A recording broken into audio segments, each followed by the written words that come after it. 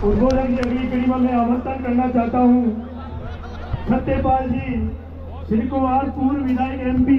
आप सादर आमंत्रण है सर जी।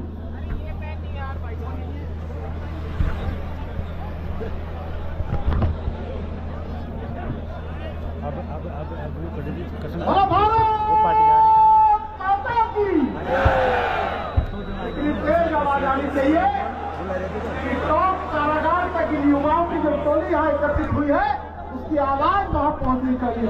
बोलो भारत माता की। आज सौराष्ट्र गांव को न्याय दिलाने के लिए, मेरे भाई नरेश मीणा को न्याय दिलाने के लिए यहाँ कार्यक्रम में उपस्थित है। मैं जिनको नेता भी मानता हूँ, अपना बड़ा भाई भी मानता हूँ, ऐसे राजस्थान के शेर मेरे बड़े भाई आदरणीय प्रहलाद सुंदर साहब, आदरणीय महिपाल जी, और मुझे लगता है कि आदरणीय प्रताप सिंह जी, खाजानेवाल जी, और एक एक करके नाम लूंगा तो बहुत लंबा समय हो जाएगा।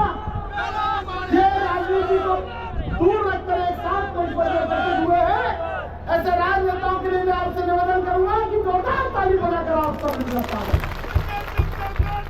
और हमारे शोर के शेर मेरे बड़े भाई बाबू चंदेल जी,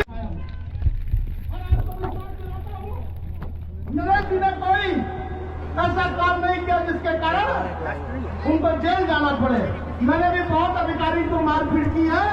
आदरणीय बाबू चंदेल जी बोला 27 के 34 केस थे। मैं जब छात्र नेता था तब रोज मारपीट करता था। तब मेरे परिवार के लोग कहते थे तुझे नेता बनना है कि गुंडा बनना है। मैंने कहा लोगों के लिए लड़ूंगा, तो लोग चाहे गुंडा माने चाहे नेता माने, लेकिन मैं लोगों के लिए लड़ता रहूंगा।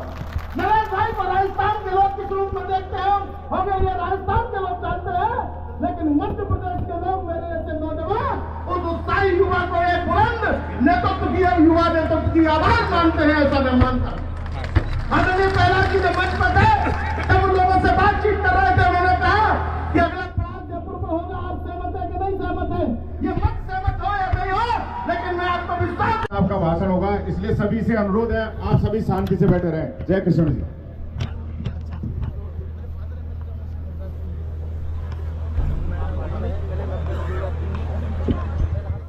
आज की जो सभा आयोजित हो रही है, महापंचायत में उपस्थित मंचासीन तमाम समरावता जो कांड हुआ उसको लेकर आए हुए तमाम जनप्रतिनिधि, साथ में राजस्थान, मध्य प्रदेश और तमाम इस पूर्वी राजस्थान के मेरे युवा साथियों, बड़े बुजुर्गों, सबसे पहले तो मैं दक्षिणी राजस्थान से आता हूं। मेरे आदिवासी इलाके से बांसवाड़ा जिला जो बागीधरा विधानसभा सीट है उस सीट से आता हूं। भाई नरेश जी मीणा ने हुकूमत मारनाम लोग जो लोग हैं वो लोग हमारे साथ में अत्याचार शोषण करने का काम करते हैं। हम लोगों को समझने की जरूरत है।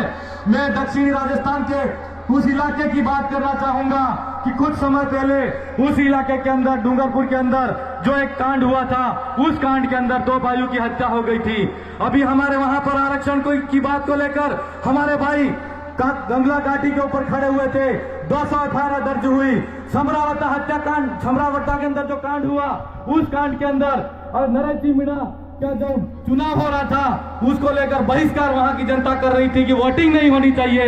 मैं सरकार से पूछना चाहता हूं कि कोई गांव अगर अपनी मांग को लेकर अगर कोई मांग सरकार के सामने रखना चाहता है और मतदान नहीं करता,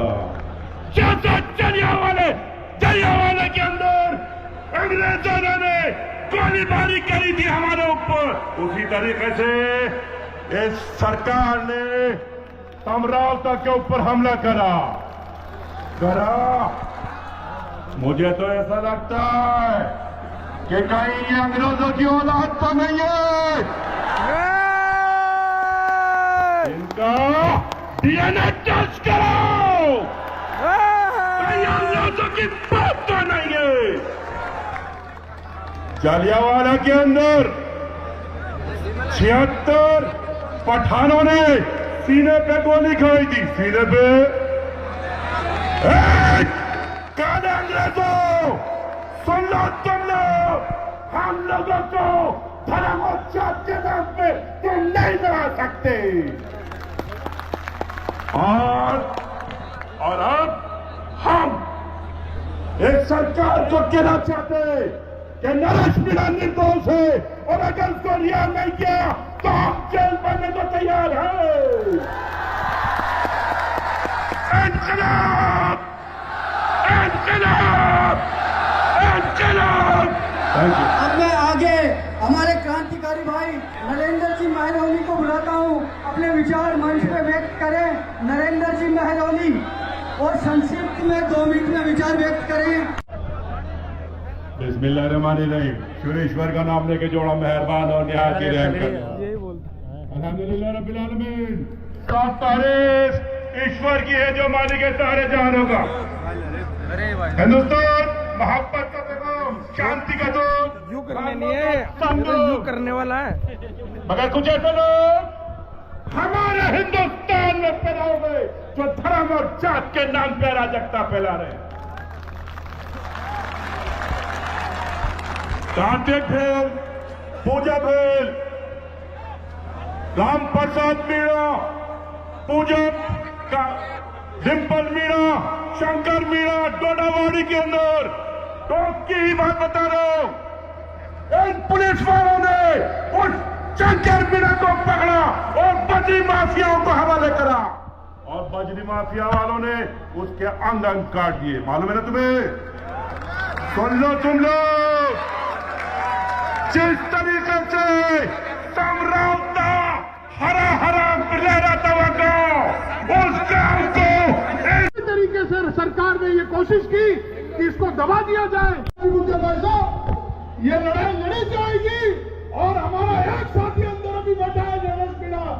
जरूरत पड़ेगी तो सैकड़ों नौजवान जेलों को भर देंगे और हम लोग आज उस आगाज को करने के लिए यहाँ खड़े हुए कि अब ये लड़ाई दूर तक जाएगी और इसके अंजाम के लिए हम लोग सब तैयार। जब तक समरावता को न्याय नहीं मिले, जब तक इस देश को न्याय नहीं मिले, जय हिंद, जय भारत, इंकलाब जिंदाबाद।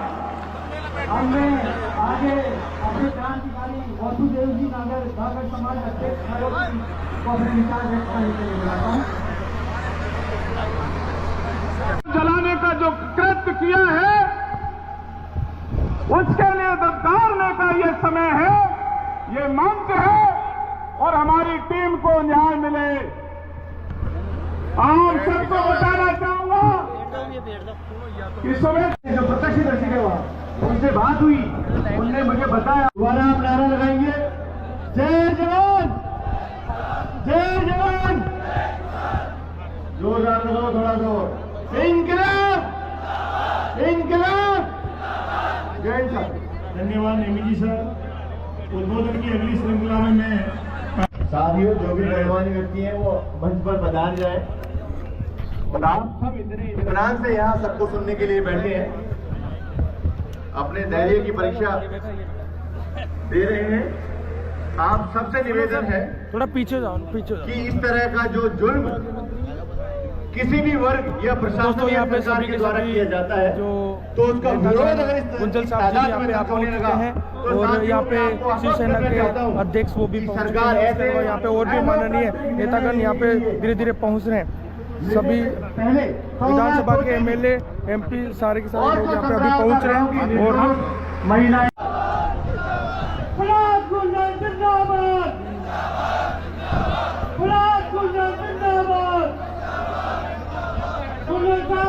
संघर्ष करो, संघर्ष करो। साइड में जाओ। जिंदाबाद, जिंदाबाद,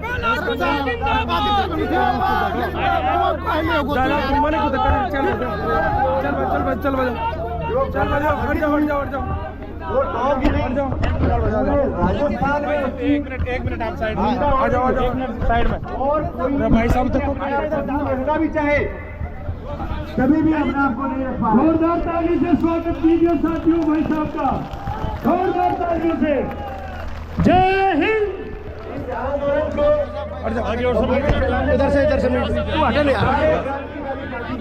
आज यहाँ मौजूद हैं। आप पीछे सारे अभी सब रोक दे भाई।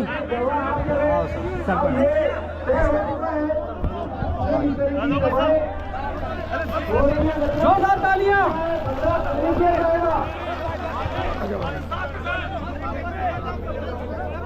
ये सभी भाई बैरिकेड पे खड़े हैं। ये बाहर आ जाए, बैरिकेड में है सभी भाई। सभी साथी एक साइड हो जाओ, सब प्लीज आप हाथ जोड़ के निवेदन है, एक साइड हो जाओ सभी साथी। साथियों, एक साइड हो जाओ सभी साथी। हमारे सेनापति अपने हाथ सभी साथी साइड में हो जाए, विचार सुने। सभी भाई बाहर आ जाए। कैलाश जी गुंजन साहब हमारे बीच में पधार चुके हैं। कैलाश जी गुंजन साहब पधार चुके हैं हमारे बीच में। जोरदार तालियां जोश जुनून के साथ में उनको लगना चाहिए। नगर कोट की धरती पर हमारे नगर कोट के व्यक्ति जोश जुनून से उनका स्वागत कर रहे हैं। जय देव महाराज की। नेमी जी बच्चों और सम्मानीय मेरे बड़े बुजुर्ग युवा साथी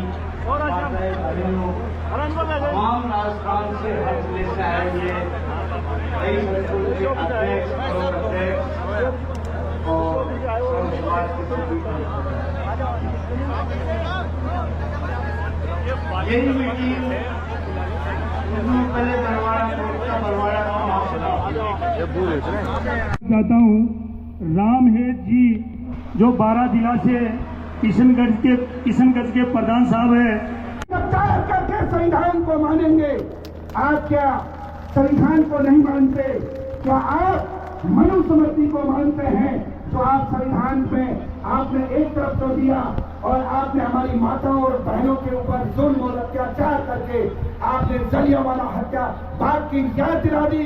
मैं यही कहना चाहता हूं मेरे साथियों, शक्ति के लिए लड़ा और युवा छात्रों के लिए लड़ा और आपके डेली उनियारा के लिए इन राजनीतिक दलों की तानाशाही की आवाज के खिलाफ लड़ने के लिए आपके बीच में निकलिए खड़ा हुआ है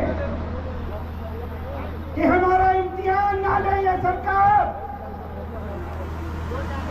हम उस कौम के नुमाइंदे हैं जिसने इस देश में ठंडियों से लोहा लिया है और उनके नाकों चने चबाए हैं। हम उस जय भीम के भी हैं, हम जय जोहार के भी हैं, हम तमाम लोग किसान कौम के भी लोग हैं। धरती का सीना पार कर हमारे परिवार से इन बच्चों का पालन भी करते हैं और हम वही लोग हैं जो सरकार को भी चुनते हैं और हम सरकार को भी चुनकर विधानसभा और संसद भेजते हैं। मैं युवा साथियों से आह्वान करना चाहता हूं, पुलिस ने जुल्म और अत्याचार और लाठीचार्ज किया। कैलाश जी गुंजन साहब हमारे बीच में पधार चुके हैं। साथ ही उनके लिए एक बार जोरदार तालियों के साथ स्वागत कीजिए हमारे आगे और